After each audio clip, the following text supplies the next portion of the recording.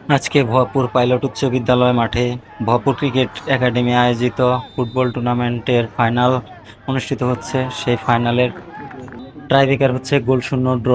2021 batch versus 2022 batch. 2022 batch দুটি penalty miss করে পরাজয় বরণ করে। খুব চমৎকার একটি আয়োজন ছিল ভরপুর ক্রিকেট একাডেমির। আমরা 2011 ব্যাচ এই টুর্নামেন্টে অংশগ্রহণ করেছিলাম। ইতিমধ্যে আমরা প্রথম রাউন্ডে বাদ পড়েছিলাম। আমরা চাই এরকম আয়োজন প্রতি বছরই হোক এবং বিজয়ী দলকে অভিনন্দন জানিয়ে আমার ভিডিওর ভয়েস শেষ করছি। সবাইকে ধন্যবাদ।